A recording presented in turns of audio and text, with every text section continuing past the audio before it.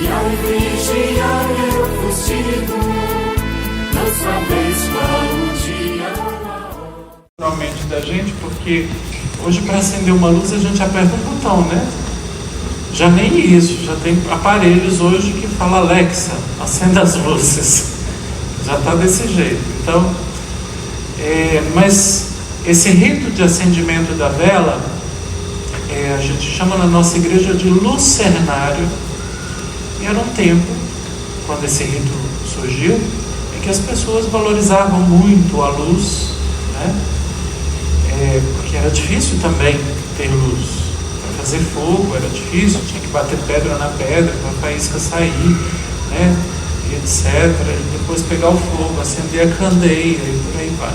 Então, dentro de uma mentalidade muito religiosa, diferente da nossa, que é muito secular, infelizmente, o acender a luz evocava, simbolizava essa luz divina de Deus que ilumina a nossa escuridão, nossas trevas, as coisas difíceis da vida. Bom, e pensando um pouco nesse acendimento das velas que a gente acende para trazer essa luz para dentro da gente, do coração, não só recordando que nós já fomos iluminados pelo nosso batismo e que o Espírito Santo de Deus, que é Deus mesmo, ilumina a gente por dentro, né? Ilumina nosso coração, nossa mente, nossas ações. Esse rito, ele vai ser marcante para nós durante essas 4 semanas, esses 4 domingos até o Natal. Nós temos aí no centro a coroa do Advento, que não é uma mera guirlanda de Natal como a gente faz e põe na porta. Não que aquela não tenha valor, tem sim, mas aqui a gente está fazendo uma outra coisa. A coroa do Advento recorda que de domingo a domingo a gente vai acendendo essa expectativa, esse desejo por aquele que vem, que é Jesus. E à medida em que a gente acende, as velas vão se queimando, mas elas vão iluminando, assim é a nossa vida, assim é o nosso coração, que vai sendo aceso, e o fogo vai aumentando, como um desejo muito grande de acolher a chegada daquele que nós esperamos. E o Evangelho de hoje fala um pouco disso. Porque as comunidades cristãs, logo que Jesus subiu ao céu, tiveram que experimentar a ausência física dele. Ele não está mais pessoalmente, no sentido de corpo, né? No sentido de uma pessoa que está entre nós, como a gente está se olhando aqui agora. Ele está espiritualmente presente, misticamente presente. Mas essa ausência física de Jesus começa a ser sentida pela comunidade. Eu imagino que a comunidade enfrentou algo muito difícil, porque conviveu com ele o tempo todo, né? E de repente ele não vai se fazer mais presente senão através dos sacramentos, da comunidade reunida, etc. E ele deixou uma promessa. A promessa de que voltaria. E diante dessa promessa, a leitura que os primeiros cristãos fizeram dessa ausência de Jesus e dessa sua vinda, a leitura foi: ele foi para ser coroado e para trazer junto de nós o reino de Deus. E a expectativa era assim, algo para já. Mas como isso estava demorando, né, veio a pergunta: quando é? E aí as comunidades começaram a experimentar algumas coisas que dificultaram, digamos assim, a caminhada. Por exemplo, teve gente que começou a deixar de trabalhar, né? E aí Paulo, o apóstolo, vai dizer: olha, quem não trabalha não deve comer. É bom que vocês trabalhem. Não adianta cruzar os braços e a gente pensar que Jesus vai voltar e que por isso não precisamos nem trabalhar. Precisamos sim. Precisamos seguir com a nossa vida aguardando. Mas então, quando será? A resposta do texto: ninguém sabe. Mas é melhor que a gente esteja preparado Porque se ele chegar à tarde, à noite, de madrugada ou ao amanhecer, que ele nos encontre então vigilantes, como o porteiro, o vigia, né? Que está acordado, que está atento, né? Sejamos nós. Então, ele virá a qualquer momento. O que importa não é a hora que ele chega, o que importa é a nossa preparação. E com o caminhar da igreja, essa certeza da vinda de Jesus nunca se apagou. Ela é uma chama da nossa fé que não se apaga.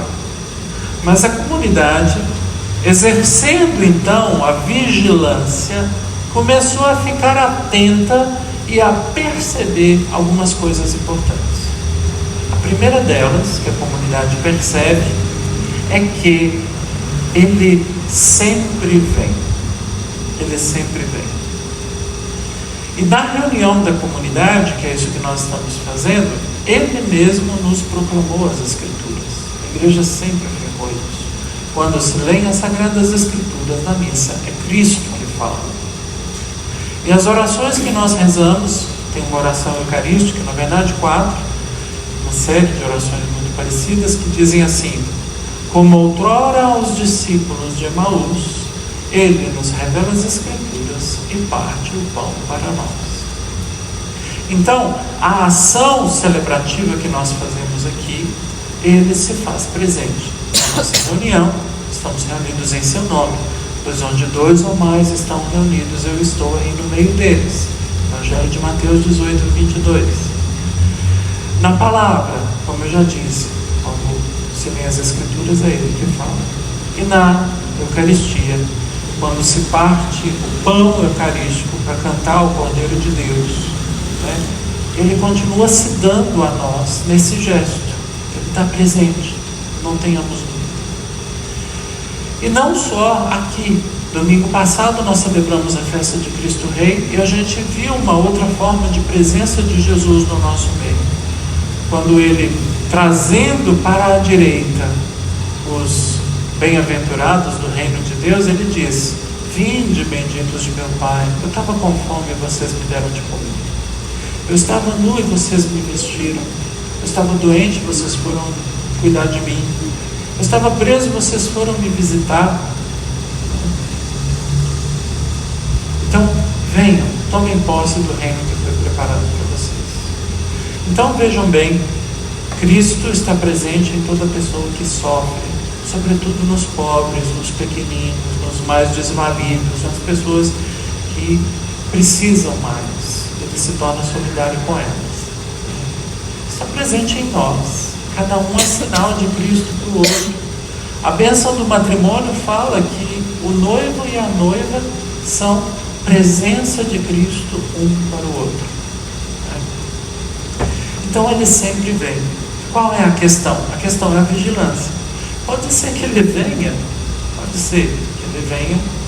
e ele não seja percebido. Né? Como os discípulos de Emaús mesmo, caminharam com ele 11 quilômetros, mas só reconheceram que era ele quando ele partiu o pão.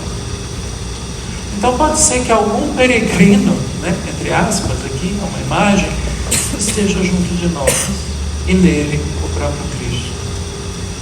Então, quem não consegue, pela vigilância, né?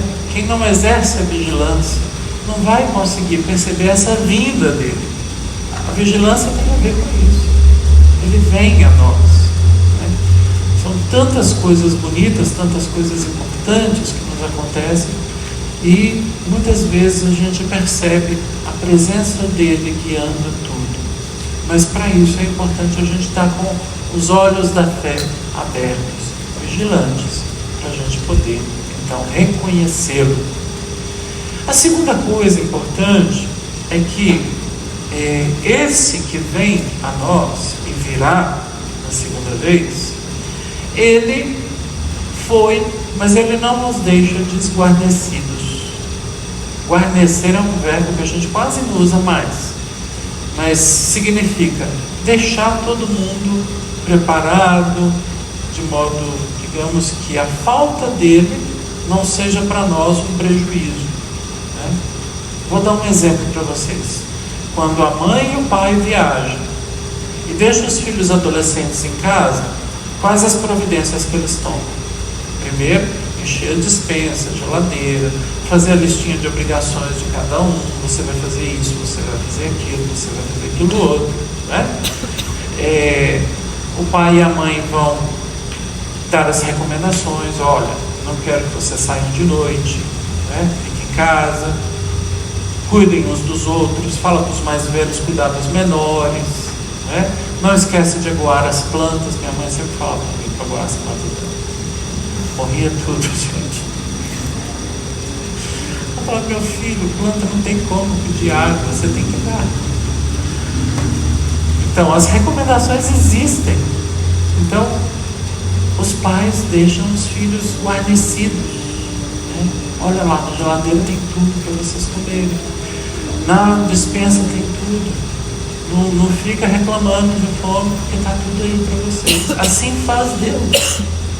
O Filho de Deus foi para junto do Pai, mas Ele deixou a gente guarnecido. O primeiro apoio que a gente tem é a nossa comunidade. É aqui o lugar da manifestação maior dele para nós. É aqui que a gente escuta a palavra de Deus, onde ressoa no nosso coração alguma certeza, alguma resposta, alguma dúvida, né? Alguma inquietação. Ouvir a palavra é bom, pelo menos aos domingos, para que esse cuidado dele chegue até nós. É aqui que nós somos nutridos e alimentados em volta dessa mesa, com a vida dele, para a gente dar conta de seguir durante a semana. E como faz diferença? Como faz diferença? Eu, como cristão, falo: não posso ficar sem a missa aos domingos.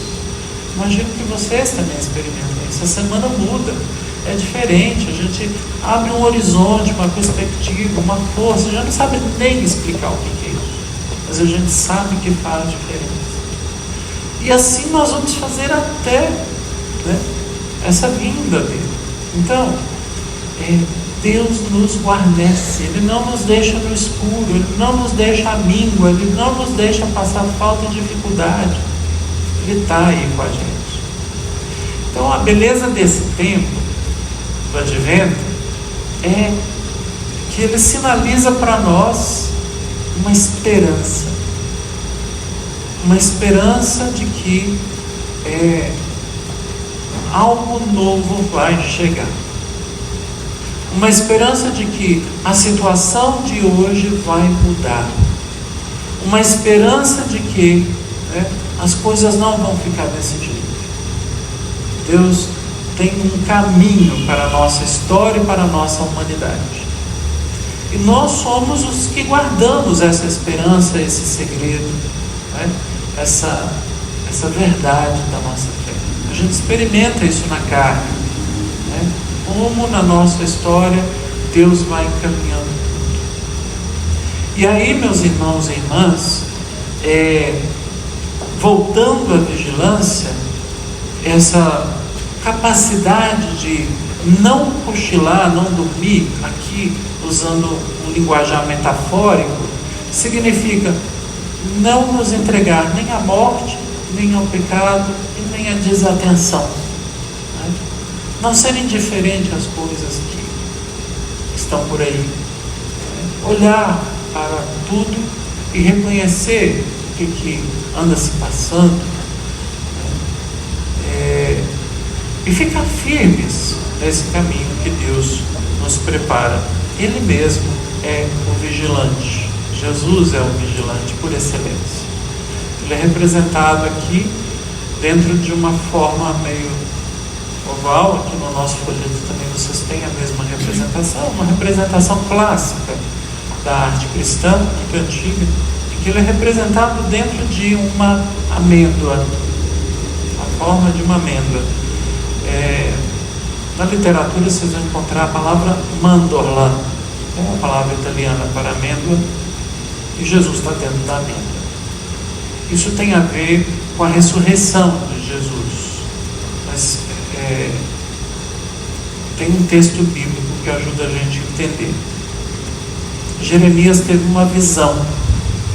E na visão Deus fala para Jeremias assim: profeta, o que vês? E o profeta responde: eu vejo uma amendoeira. Eu vejo uma amendoeira. E aí Deus responde para Jeremias: muito bem, você viu muito bem, porque não dorme nem cochila o vigia de Israel.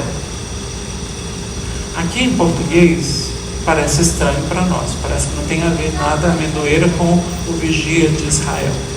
Mas no hebraico, que é a língua em que foi escrita a profecia de Jeremias, a palavra amendoeira é sheked, né? E vigia é shoked.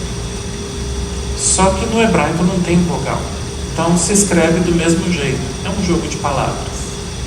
Então Deus é amêndoa, ou Deus é vigilante. E Ele não dorme nem cochila, porque Ele vigia o povo de Israel. Cristo foi colocado dentro de uma amêndoa ressuscitado, porque Ele não foi dominado, vencido pelo sono da morte. Por isso Ele é o vigilante. E nós, ao sermos batizados, participamos da vida dele, da ressurreição. E por isso nós também somos vigilantes. Peçamos a Deus então que esse tempo nos desperte, que esse tempo nos ajude a reacender a esperança no coração, a confiar em Deus, a caminhar, a trabalhar, a lutar por um mundo melhor, a fazer coisas boas, né?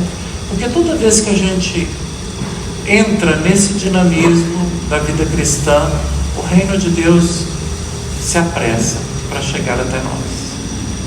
Amém. Vigiai, vigiai, eu repito, eis que vem o Senhor.